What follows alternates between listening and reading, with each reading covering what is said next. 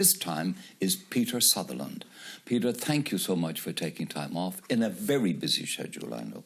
Now, I have to read this because I can't remember it, but I know that you are currently the UN Special Representative for Migration, of which more later. In the past, you were Ireland's youngest Attorney General before becoming the European Community's youngest ever Commissioner. You've been chairman of AIB, BP, Goldman Sachs and the London School of Economics. And as the first Director General of the World Trade Organization, you were christened the father of globalization. Not a bad little CV so far. But given where we are recording this interview this morning, in Gonzaga College in South Dublin, and bearing in mind the great Jesuit motto, give me the boy until he's 7 and I'll give you the man, I want you to tell me what happened in this place at that time and why did it have such a profound and continuing influence on your life? It was a very liberal school. Liberal in the sense that it wouldn't have accepted the hardline teaching of much of the church in Ireland at the time. I think that they've had an immense influence. I've met people who've been educated by Jesuits in different parts of the world, and there's a sort of a commonality about it. You think there's a stamp on them, a stamp of Gonzaga specifically, or the Jesuits in general? I think Jesuits in general. You're painting an elitist picture for us now. They tell you were special, Peter. I think what they told us was that we had a duty to serve and that we were being given an opportunity through the education that they were providing to make an impression as one passed through life. Now, I know you were the eldest of 4, 2 boys and 2 girls, and you lived in Harold's Cross to begin with. Then when money came good, you moved to Mungstown and all of that. Was that household a religious household in terms of holy pictures, holy water font, family rosary, mass going, all of that? Well, my father, for a great period of his life, was a daily communicant. Daily? Daily, yeah. My mother was not, but she was an observant Catholic as far as I could see. Were you an altar boy? I was. I was asked to become an altar boy, not out of any blinding religious ambition.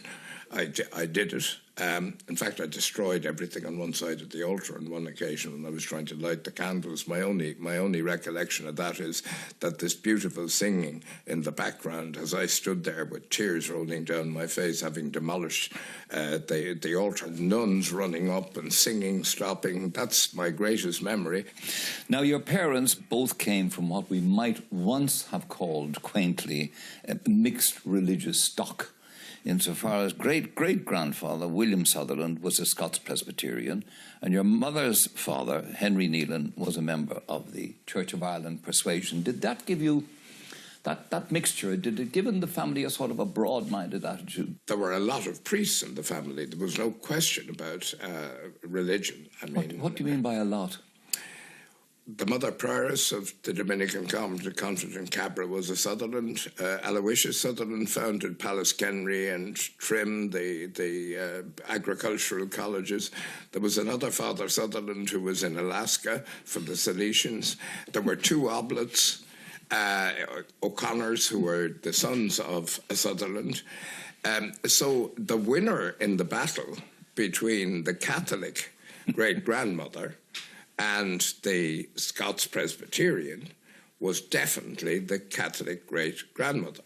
Coming back again to Gonzaga, this place here where we are today, the impression I have is that you were always captain of the team, not through any great selection process or democratic voting or anything like that. It was a case of, if Suds is here, then he is the captain.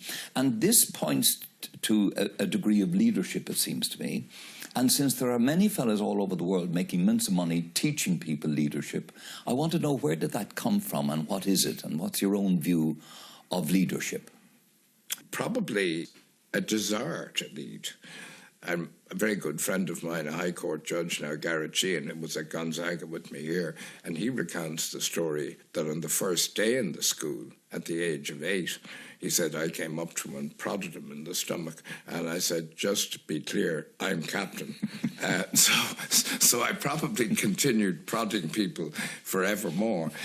But I think in the corporate world, and maybe also in the political world, there are two broad types of leader. One is what I would describe as the consensual leader, who tries to bring everybody with him, and Garrett Fitzgerald was a classic of this, and the result was that sometimes our cabinet meetings seemed as if they would go on forever, because he was trying to get everybody on both sides of everyone would agree. And then there's the other more dictatorial type of leader who can be necessary and good, who simply says, this is what we're doing, and that's it. And as between those two, I would probably be slightly tending to the latter rather than the former. I'm not particularly proud of that, but I would in the end of the day, take a view and try and press it. Talk to me about how you got into politics. My father was always a sympathiser of Fine Gael. I was brought up in a Fine Gael house in the sense that he would vote Fine Gael. And at that time, Declan Costello was developing a sort of thinking within Fine Gael, which was a modern type of thinking, which was attractive. And I went up to Ballyfermot and worked with him. I was just starting at the bar at that time. And ultimately, I ran for the seat that he had previously held in Cabra, Finglas area, and was defeated.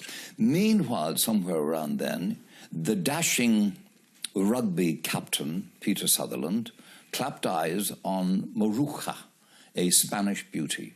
Now, that's what I want to hear all about, as in where, when, how, why, and etc. Well, Maruja, I met in Old Belvedere on a Sunday night. I was lucky enough to spot her early enough in the night to ask her to dance before some other interloper came in and claimed that honour. It was the best thing that ever happened to me, really. And I hadn't been. I was trying to make a few bob, enough money to marry. And in fact, during the summers, to get over to see her, I worked in Bachelors of Huntington, I worked as a builder's labourer, I worked in Wall's Ice Cream in London and made a few bob, got over and so on. Are you one of the romantic people who believe that there is only one woman for every man and only one man for every woman, or are you relaxed about that?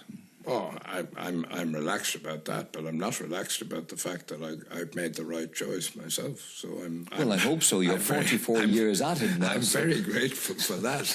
Yeah, whether she is or not, I don't know. But we shall contact her separately and have a view. Yes, but no, she's been a vital part of my life. Well, this 44-year-old European Union has produced Shane, Ian, and Natalia. And somewhere along the way, I read that you said somewhere that you would like your legacy to be that you were a good father. And therefore I ask, what values, faith, ethics did you try to instill in your children as they were growing up? I'm a bit embarrassed by the quotation, which is a little self-serving, I think. I think that the values, which I'm delighted to say, I believe my children all share, they received, thank God, from their mother and from their education rather than their father. 1981, when Garrett Fitzgerald offered you the role of Attorney General, the youngest ever at the age of 33, did you have any reservations about taking the job? Absolutely not. I had a profound admiration for Garrett. I hope we taught on the same basis about most issues. What was the outstanding thing about Garrett as far as you were concerned? Speaking earlier about leadership. There was an immense humanity in the man. He had a big, big heart and he had a big, big brain. I mean, and it was related in part to religion. I mean, during period when he was Taoiseach, under great stress, he was studying theology with his wife. He was going to I remember. and studying theology. I mean, to me, this was just incredible. In your time as Attorney General too, the referendum on abortion, did you suffer personally during that whole thing? Let me preface that by saying that I was on radio 5 days a week at that time, the Late Late Show, and I remember it as a hateful time and a toxic time in atmosphere. Well, for me personally and for him, because we were both Catholics, and the Church was strongly against the position that we were taking. But we were also taking a position because of our obligation under the Constitution to represent the people. Did you get much personal abuse? I did. I did. I got some personal abuse, and I got a belt of one crozier at least. Despite your rocky ride as Attorney General, or maybe because of it, you were then, in 1984, the new job of Europe's youngest ever commissioner. You are a Europe ideologue, as Garrett was, and all of that. What is your reaction generally when you see the television at the moment? And do you regard what David Cameron is trying to do, do you regard that as some kind of treachery? No, I don't regard it as treachery. But the British, to my mind, have always had a completely different attitude to the Irish on Europe. And that's understandable. They haven't been invaded for 1,000 years. We have. They haven't had to submit to the laws of another country.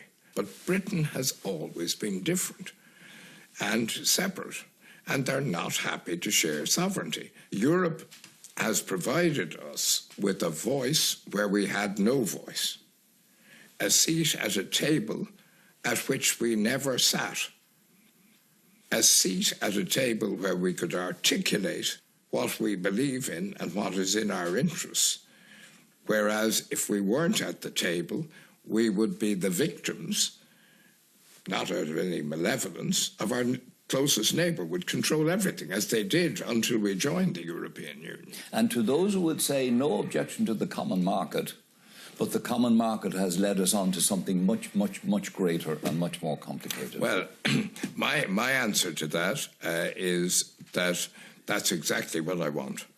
Something much more than a common market. Much more. I want a political union. We have to have common positions.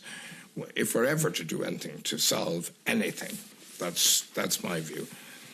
I suspect you come from a different position, but I'm trying to provoke you. Slightly. So how did you first become involved in this migration of people and the movement of people? Kofi Annan, who was then Secretary General, telephoned me one day, and could you become my special representative on migration?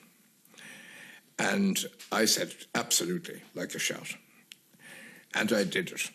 And I've been doing it now for nearly 10 years. What are you going to do? Well... And bearing in mind the 10 billion euro which has been raised, yeah.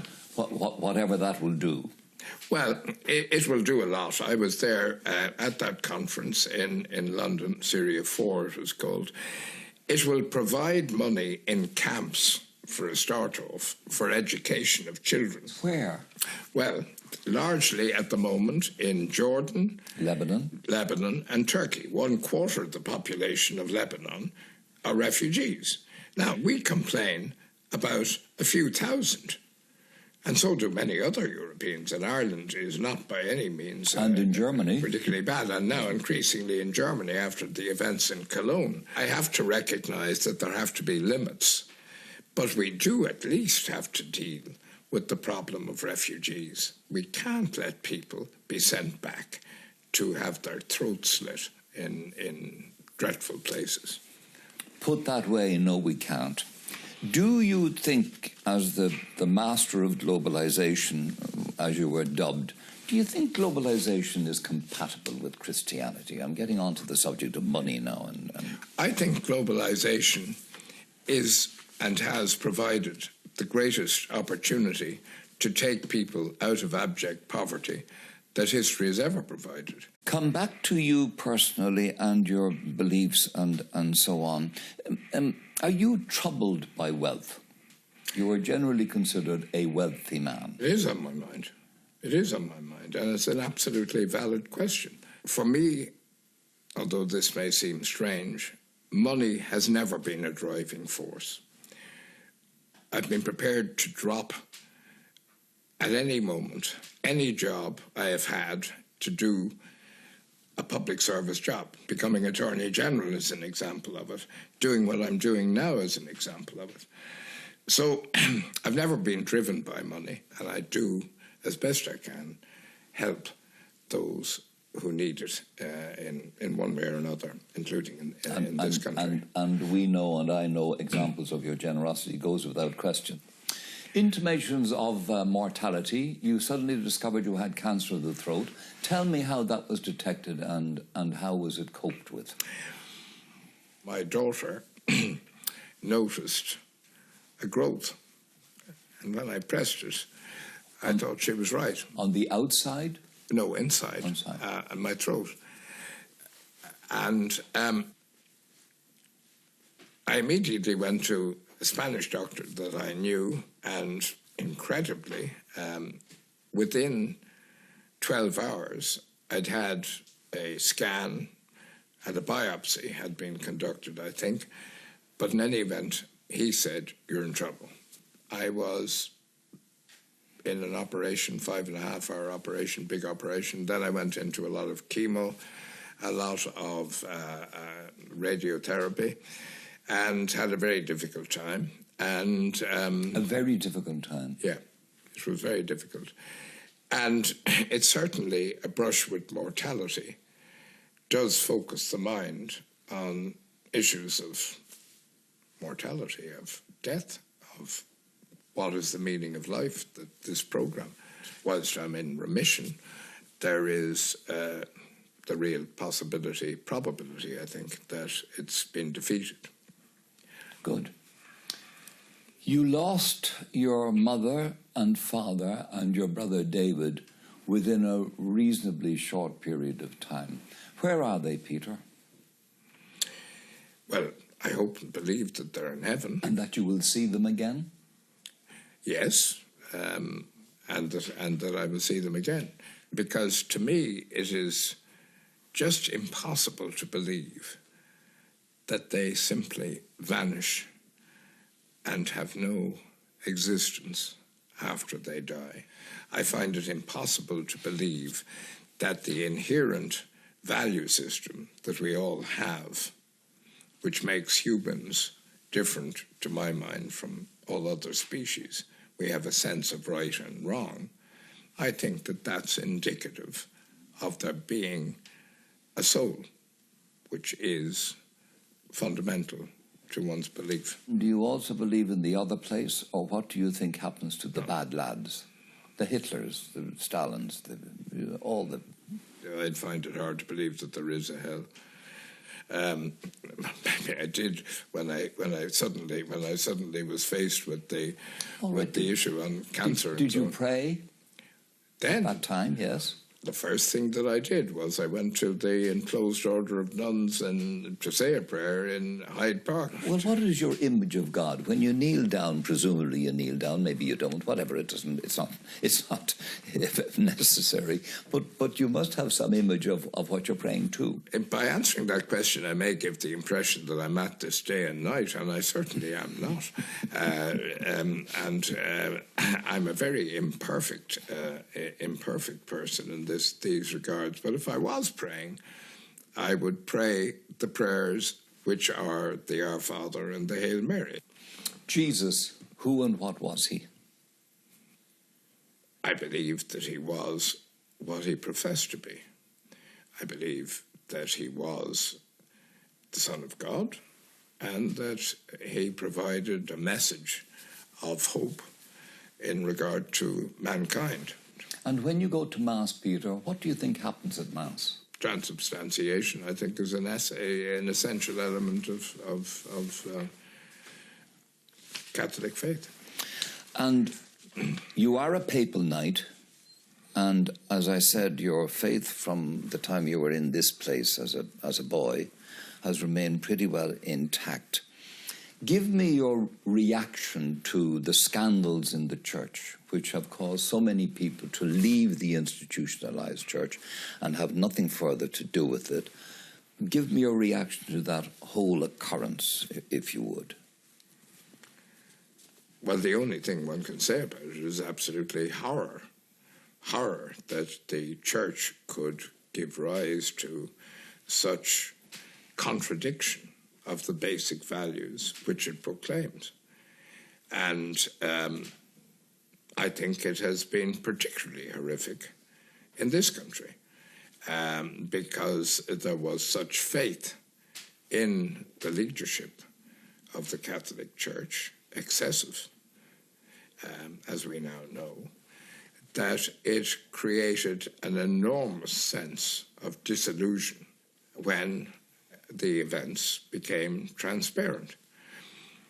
I would also say that the anti-clericalism that is now evident in much discourse in this country is grossly unfair. They have done amazing things.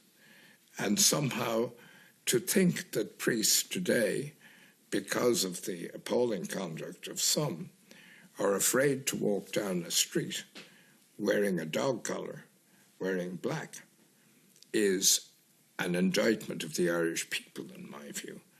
Second last question. For Peter Sutherland, what is the meaning of life? It has to be related to contribution of some kind.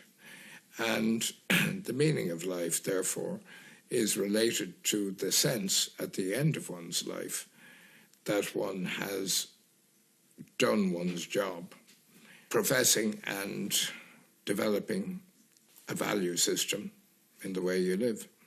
When one reaches the pearly gates, then you'll know how well you did or how badly you did. Funny you should say, because last question, when you do reach the pearly gates, here you are, Peter Sutherland, and suppose to your amazement you find it's all true. Everything that you were taught in this place and everything you've lived by throughout your life, it's all true, and he is there. What will you say to God? I would be so delighted that I'm actually at the pearly gates rather than some other gate, that I would be speechless. But when I recover my speech, I'll require information about a lot of people, my family and others, to assure me that they are there. I would say, thanks be to God, I have reached a place that I wondered whether I would ever reach. But certainly I would be grateful to God for seeing me through a turbulent life. I think that should do it. Okay. Thank you so much.